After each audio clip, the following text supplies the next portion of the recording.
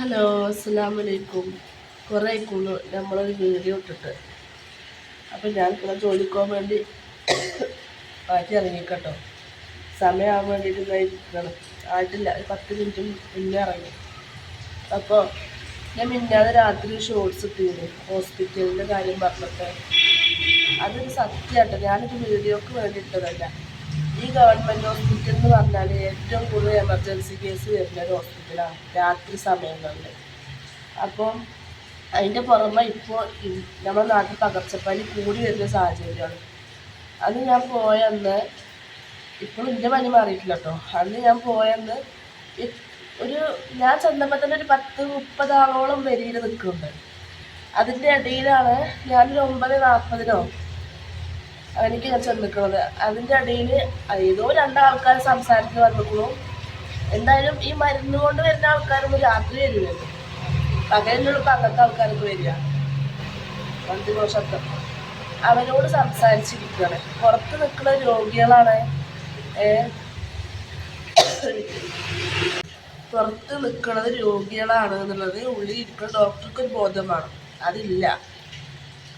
പിന്നെ ഇപ്പോൾ ഈ ഡോക്ടർ കാരണം പുറത്ത് ചീട്ടെഴുതാതിരിക്കുന്നതും അവിടെയുള്ള നഴ്സുമാർക്കൊക്കെയാണ്. അവിടെ നിൽക്കുന്ന ആൾക്കാരും ചീത്തയ്ക്കുന്നത്. എത്രയോ രോഗികൾ ആ സമയം കൊണ്ട് ഒരു 10-25 മിനിറ്റ് എങ്ങനെയും ഞാൻ ചെന്നിട്ട് അത്രയും സമയം, അതിൻ്റെ മുന്നേ അവിടെ സംസാരിച്ചിരിക്കാൻ തുടങ്ങിയത്, അത്രയും സമയം നിന്നിട്ട് നിൽക്കാനും ഇരിക്കാനും വയ്യാത്ത അവസ്ഥയിൽ വന്ന ആൾക്കാരടക്കം അവിടുന്ന് മടങ്ങിപ്പോയി.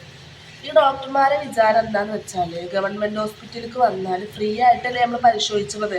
അപ്പം എന്താ അവർക്ക് കുറച്ചു നേരം കാത്തു നിന്നാൽ പ്രൈവറ്റിൽ പോയവർ കാത്തു നിൽക്കുന്നുണ്ടല്ലോ എന്നുള്ളൊരു ധാരണ. അത് തെറ്റായ ധാരണയാണ്. കാരണം എന്താണെന്ന് വെച്ചാൽ മരുന്നും ഡോക്ടർ ഫീസും മാത്രമേ ഗവൺമെൻറ്റിന് നമുക്ക് ഫ്രീ ആയിട്ടുള്ളൂ. പക്ഷേ മരുന്നും ഇല്ലപ്പോൾ. രാത്രി സമയങ്ങളിൽ നമ്മൾ ഹോസ്പിറ്റലിലേക്ക് പോയാൽ ഒരു 300 രൂപ കുറഞ്ഞ മരുന്ന് അവിടെ എഴുതുന്നില്ല, ഒക്കെ പുറത്തേക്ക് എഴുതുന്നില്ല. കാരണം 7 മണി വരെ ഉള്ളൂ ഗവൺമെൻറ് ആശുപത്രിയിൽ നമ്മൾ മരുന്ന് കൊടുക്കണം. അത് കഴിഞ്ഞാൽ പുറത്തേക്ക് എഴുതുന്ന മരുന്നൊക്കെ എങ്ങനെ വന്നാലും ഒരു 300 രൂപ കുറയാത്ത മരുന്ന് അവരെ എഴുതുന്നില്ല. പിന്നെ അതിൻ്റെ പുറമെ നമ്മൾ ഇവിടുന്ന് പോണ നമ്മളെ വണ്ടി പൈസ, ഇതൊക്കെ കണക്കൂട്ടി തന്നെ പ്രൈവറ്റിക്ക് പോണ പൈസയായി. അപ്പം അതൊക്കെ വെറും തെറ്റിദ്ധാരണയാണ്. അപ്പം അതുകൊണ്ട് എന്താണെന്ന് വെച്ചാൽ അവിടെ വന്ന ഭൂരിഭാഗം ആൾക്കാരും പറയുന്നത് എന്താണെന്ന് വെച്ചാൽ, ഗവൺമെൻറ് ആശുപത്രിയിൽ രാത്രി കാലങ്ങളിൽ 2 ഡ്യൂട്ടി ഡോക്ടർമാർ വേണമെന്ന്. കാരണം ഒരാളെയും കൊണ്ട് ആവൂല എന്നുള്ളതിൽ ഇപ്പം എന്താണ് കണ്ടത്. ഇനി അതല്ല, ഒന്നാണെങ്കിലും ആത്മാർത്ഥതയുള്ള ഡോക്ടർമാർ വേണം. പുറത്ത് നിൽക്കുന്ന രോഗികളാണ്, ഇന്നെ കാണാൻ വന്നതാണെന്നുള്ളൊരു ആത്മാർത്ഥത ഉള്ളത് രോഗികൾ, ജോലിനോട് ആത്മാർത്ഥമുള്ള ഡോക്ടർമാർ വേണം. പറയുന്നോടൊന്നും മാറിക്കൊണ്ടോ തൊണ്ടവേദനയാണ്. അതല്ലാതെ ജോലിനോട് ആത്മാർത്ഥത ഇല്ലാതെ പുറത്ത് നിൽക്കുന്നവരാണ് നിന്നോട്ടെ, ഞാൻ എൻ്റെ പണിയെടുത്തിട്ടേ അവർ നോക്കുള്ളൂ എന്ന് കരുതുന്നവരാണെങ്കിൽ എത്രയോ രോഗികൾ ബുദ്ധിമുട്ടും. അത് ഞാൻ എൻ്റെ കണ്ണുകൊണ്ട് കണ്ട കാഴ്ച. നമ്മളൊക്കെ ക്ഷമ നശിച്ചു. നമുക്ക് നിൽക്കാൻ പറ്റുന്നുണ്ടെങ്കിൽ കുഴപ്പമില്ല, നമ്മളെ വയ്യാതെ വയ്ക്കുക. അതിൻ്റെ പുറമെ നമ്മൾ ഒപ്പം കൊണ്ടുപോയ ആൾക്കാർ കൂടി അവിടെ വന്നവർക്ക് മൊത്തം പനിയാണ്. ഒരുപാട് സമയം അവിടെ നിർത്തിക്കഴിഞ്ഞാൽ ഒപ്പം കൊണ്ടുപോയവർക്ക് കൂടി പനി പിടിച്ചു.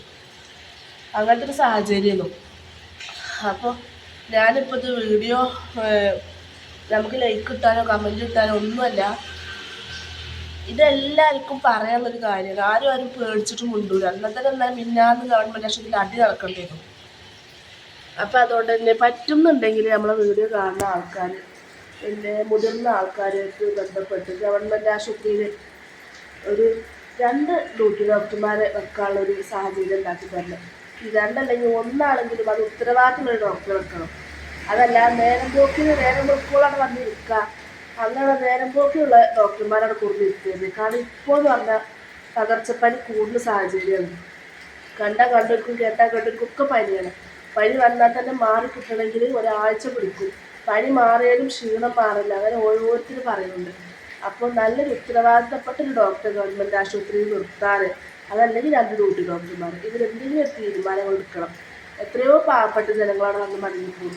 പാവപ്പെട്ടവരായാലും പൈസക്കാരായാലും അസുഖം വന്നാൽ എല്ലാവരും ഒരുപോലെയാണ്. അപ്പോൾ ഇതെല്ലാവരും കാര്യമായിട്ട് എടുക്കണം.